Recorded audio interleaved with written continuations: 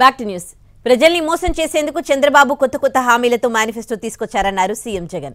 2014లో ఈ ముగ్గురు కలిసి అనేక హామీలు ఇచ్చారన్నారు. కానీ ఒక్కటి కూడా అమలు కాలేదని విమర్శించారు. అర్హులైన వారికి 3 సెంట్ల స్థలం ఇస్తామన్న చంద్రబాబు ఒకరికైనా ఇచ్చారా అని ప్రశ్నించారు జగన్. ఆయన అధికారంలో చూశారు, ఆయన్ను 3 సార్లు ఆయన ముఖ్యమంత్రిగా పదవిలో చూశారు. మీకోసం పేదవాళ్ళ కోసం ఆయన చేసిన మంచి ఒక్కటంటే ఒక్కటి కూడా ఈయన పెద్ద మనిషి చెప్పుకోలేని పరిస్థితిలో ఉన్న ఈ పెద్ద మనిషి ఈరోజు మళ్ళీ ఏం చెప్తా ఉన్నాడు? ఈరోజు మళ్ళీ కొత్త మోసాలతో కొత్త అబద్ధాలతో మళ్ళీ మేనిఫెస్టో అంటూ మళ్ళీ ప్రజలను మోసం చేసేందుకు మళ్ళీ ఈ పెద్ద మనిషి బయలుదేరాడు. అయ్యా బాబు, మీ గత చరిత్రలోకి పోతే మిమ్మల్ని ఎవరైనా నమ్ముతారా చంద్రబాబు అని అడుగుతా ఉన్నాను. ఈ సందర్భంగా చంద్రబాబును సూపర్ 6 అంటా ఉన్నారు, నమ్ముతారా?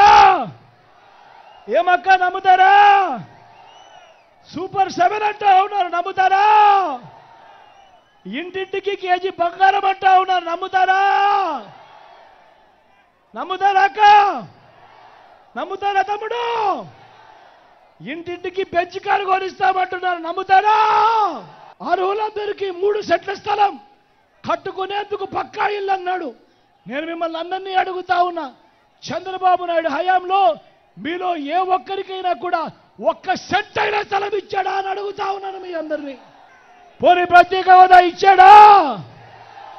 పొదుపు సంఘాల రుణాలన్నీ రద్దు చేస్తాను అని అన్నాడు ఈ పెద్ద మనిషి చంద్రబాబు. మరి నేను అడుగుతా ఉన్నా, ఇక్కడ ఉన్న వాళ్ళందరినీ కూడా 1000 మంది ఇక్కడ ఉన్నారు, మిమ్మల్ని అందరినీ అడుగుతా ఉన్నా, 1 రూపాయి అయినా పొదుపు సంఘాలకు సంబంధించిన అక్క చెల్లెమ్మలకు రూపాయి అయినా మాఫీ అయిందా అని అడుగుతా ఉన్నాను. ఏకంగా 14,205 కోట్ల రూపాయలు ఎగనామం పెట్టాడు ఈ పెద్ద మనిషి. మళ్ళీ ఇదే చంద్రబాబు ముఖ్యమైన హామీలోనంటూ 2014లో సంతకం పెట్టి మీ ప్రతి ఇంటికి పంపించాడు. ఆడబిడ్డ పుడితే మహాలక్ష్మి పథకం కింద 25,000 రూపాయలు బ్యాంకులో వేస్తామని చెప్పాడు ఈ పెద్ద మనిషి. నేను అడుగుతా ఉన్నా, మీలో ఎవరికైనా కూడా 1 రూపాయి అయినా వేశాడా అని అడుగుతా ఉన్నాను. మీ